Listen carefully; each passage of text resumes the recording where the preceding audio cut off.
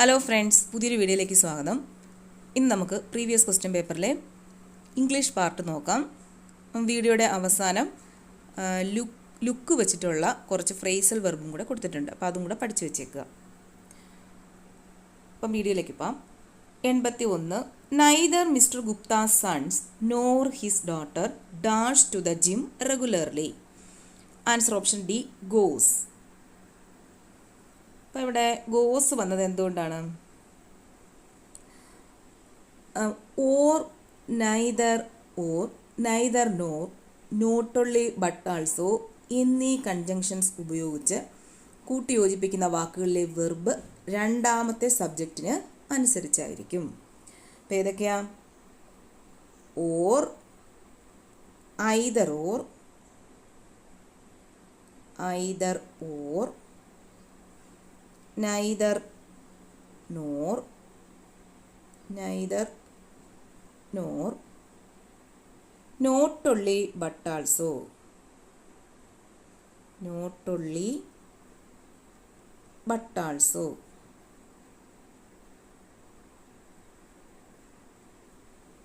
Or, either or, neither nor, not only but also എന്നീ കൺജങ്ഷനുകൾ ഉപയോഗിച്ച് കൂട്ടിയോജിപ്പിക്കുന്ന വാക്കുകളിലെ വെർബ് രണ്ടാമത്തെ സബ്ജക്റ്റിന് അനുസരിച്ചായിരിക്കും.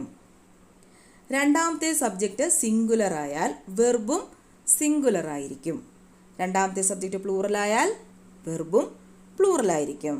അപ്പോൾ ഇവിടെ ആദ്യത്തെ സബ്ജക്റ്റ് ആരാ? മിസ്റ്റർ ഗുപ്ത സൺ ആണ്, സൺസ് ആണ് അല്ലേ, ഇത് പ്ലൂറലാണ്. രണ്ടാമത്തെ സബ്ജക്റ്റ് ഡോട്ടർ ആണ്, ഡോട്ടർ സിംഗുലർ ആണ്. അപ്പോൾ ഏത് സബ്ജക്റ്റിനനുസരിച്ചായിരിക്കും വെർബ് വരുന്നത്? രണ്ടാമത്തെ സബ്ജക്റ്റിന് അനുസരിച്ച്. രണ്ടാമത്തെ സബ്ജക്റ്റ് സിംഗുലർ ആണ്, അതുകൊണ്ട് വെർബ് സിംഗുലർ. ഗോസ് എന്ന് പറയുന്നത് സിംഗുലർ അല്ലേ, അതുകൊണ്ടാണ് അവിടെ ഗോസ് വന്നത്. അടുത്ത question 82. If she called me I dash the party. Answer option B, would attend. അപ്പോൾ എന്തുകൊണ്ടാണ് ഇവിടെ വുഡ് അറ്റൻഡ് വന്നത്?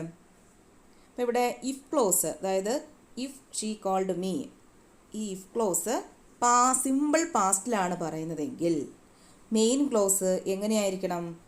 വുഡ് അല്ലെങ്കിൽ ഷുഡ് അല്ലെങ്കിൽ കുഡ് അല്ലെങ്കിൽ മൈറ്റ് പ്ലസ് B1 ഫോം ആയിരിക്കണം.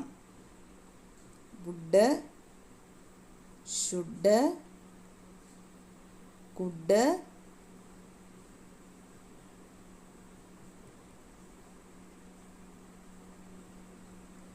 കുഡ്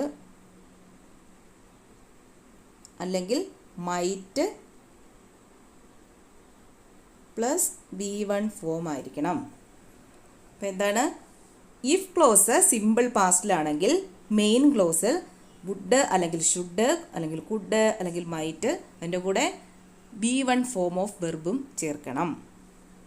അപ്പോൾ ഇവിടെ വരേണ്ടത് എന്താണ്? Would attend. അറ്റൻഡ് ആണല്ലോ B1 ഫോം, പ്രസൻറ്റ്. അതുകൊണ്ടാണ് ഇവിടെ ഓപ്ഷൻ ബി ആൻസർ ആയിട്ട് വന്നത്.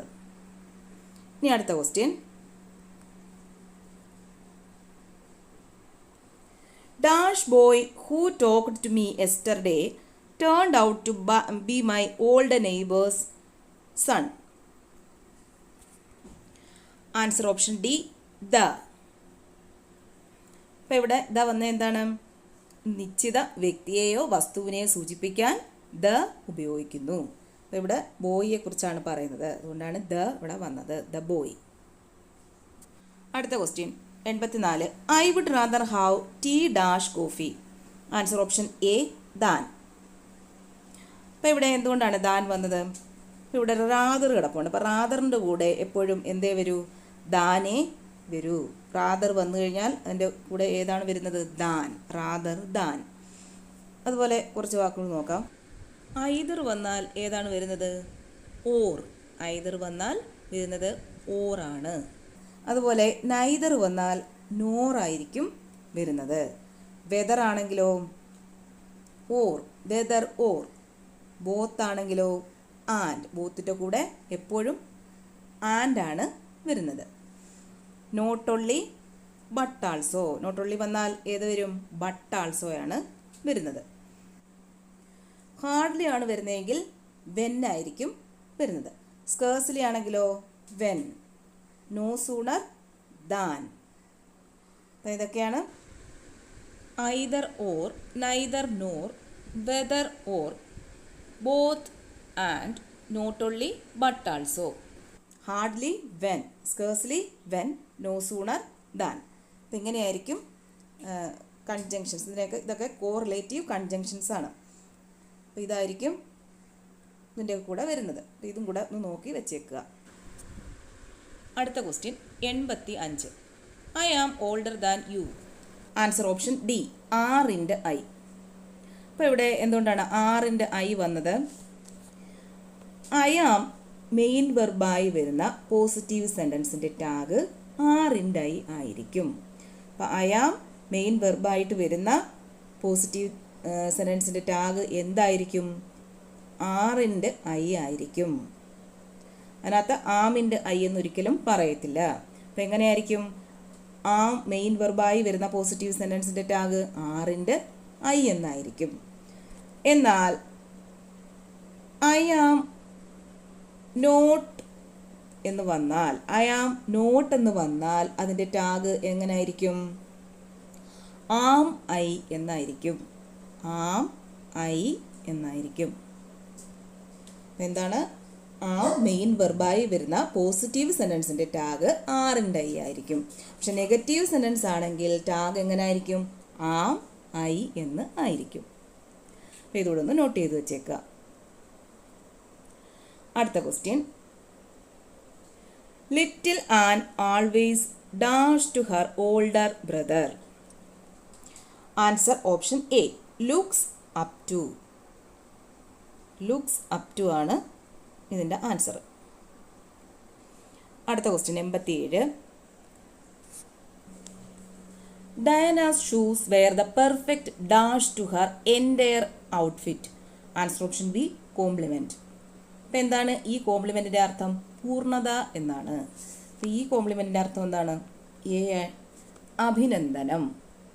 അപ്പം ഐ വരുന്നതിന് അഭിനന്ദനം എന്നാണ് അർത്ഥം. COMPLI വരുന്ന കോംപ്ലിമെൻറ്റിന് അഭിനന്ദനം എന്നാണ് അർത്ഥം. ഈ വരുന്ന കോംപ്ലിമെൻറ്റ് പൂർണ്ണത എന്നാണ് അർത്ഥം. അടുത്ത question 88. The company gives bonus to its employees only dash because the management is not very generous. Answer option C, once in a blue moon. Once in a blue moon എന്ന് പറഞ്ഞാൽ എന്താണ് അർത്ഥം? Very rarely. അപ്പോൾ idioms നമുക്ക് പ്രത്യേകമായിട്ട് തരാം കേട്ടോ. Once in a blue moon, very rarely. അടുത്ത ക്വസ്റ്റ്യൻ 89. സബ്സ്റ്റിറ്റ്യൂട്ട് ഇത് underlined phrase with suitable word from the following. Susan doesn't go to church as she calls herself as someone who doesn't believe in the existence of God. Answer option D, atheist. അതായത് നിരീശ്വരവാദി. അപ്പം someone who doesn't believe in the existence of God, atheist. അടുത്ത question 90. Which of the following has the same meaning as complete? Answer option C, whole. Whole എന്ന് പറഞ്ഞാൽ അർത്ഥം complete, മുഴുവനായിട്ടും. അപ്പോൾ ഈ ഹോളിൻ്റെ അർത്ഥം എന്തുവാണ്? ദ്വാരം എന്നാണ് അർത്ഥം. HOLE ഹോളിൻ്റെ അർത്ഥം ദ്വാരം. WHOLE ഹോൾ എന്ന് പറഞ്ഞാൽ മുഴുവനും. അപ്പോൾ ഇത്രയേ ഉള്ളൂ.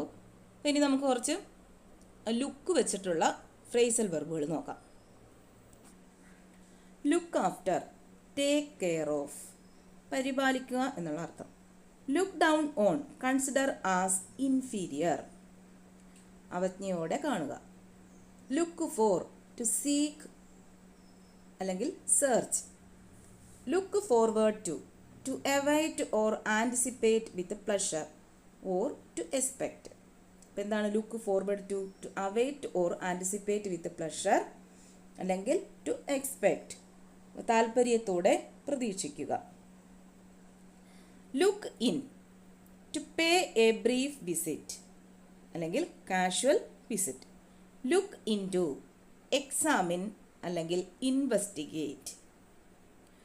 Look on, B A spectator at an event or watch. Look on, be a spectator at an event or watch. Over, examine. Look up, search for in a book or reference. അപ്പോൾ look up എന്ന് പറഞ്ഞാൽ എന്താണ്? Search for in a book of reference. റെഫറൻസിന് വേണ്ടി ഒരു ബുക്കിനകത്ത് search ചെയ്യുന്നതിനെയാണ് look up എന്ന് പറയുന്നത്. Looks out, a careful looking or watching. Looks around, search for something. Looks around എന്ന് പറഞ്ഞാൽ സെർച്ച് ഫോർ സംതിങ്. അപ്പോൾ ഈ ഫ്രേസൽ വെർബും കൂടെ പഠിച്ചു വെച്ചേക്കുക. അപ്പോൾ ഇത്രയേ ഉള്ളൂ. ഇനി അടുത്ത വീഡിയോയിൽ അടുത്തൊരു ക്വസ്റ്റ്യൻ പേപ്പറും കുറച്ച് ഗ്രാമറും നമുക്ക് പഠിക്കാം.